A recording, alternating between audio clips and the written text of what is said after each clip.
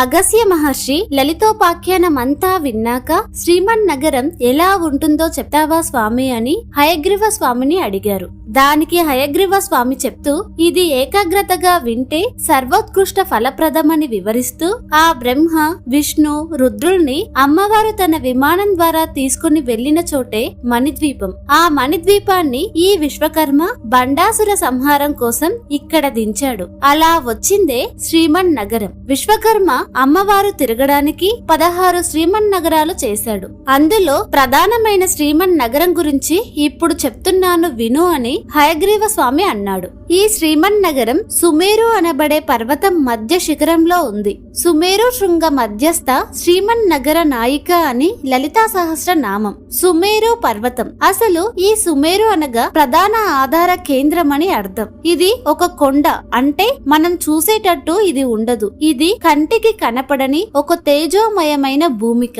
ఇదే ఈ జగత్ చక్రానికి కాక సర్వ బ్రహ్మాండాలకు సర్వ భువనాలకి ఆధారం ఈ సుమేరు పర్వతం. ఈ సుమేరుకు 3 శిఖరాలున్నాయి. అవే బ్రహ్మ విష్ణు రుద్ర శిఖరాలు. ఈ మూడిటికి మధ్యలో ఒక ముఖ్య శిఖరం ఉంది. అదే త్రికూట.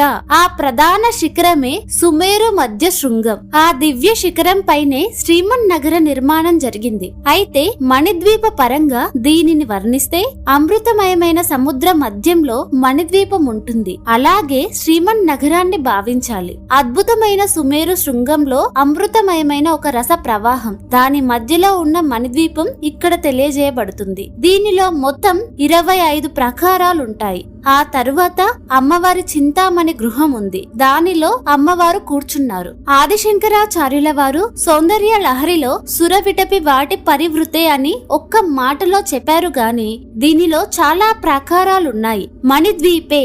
మణి అంటే రత్నాలు. ఆ రత్నాలతో మరికొన్ని ప్రాకారాలున్నాయి. మణిద్వీపంలో ప్రథమ ప్రాకారంలో మొదటి 8 ధాతు ప్రాకారాలు.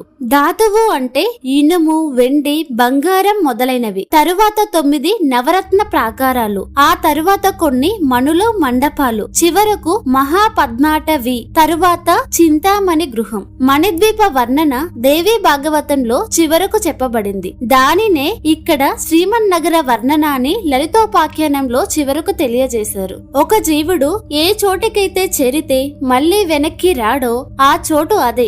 ఏది నిరంతరం చింతన చేస్తే అక్కడికి చేరతారో ఆ దివ్యధామ చింతకులు ఆ శాశ్వత ధామానికి చేరుకుంటారు. ఇక ప్రథమ ప్రాకారం ఉక్కు లోహంతో నిర్మించబడింది. ప్రతి ప్రాకారానికి మధ్యలో 7 యోజనాల దూరం ఉంటుంది. ప్రథమ ప్రాకారం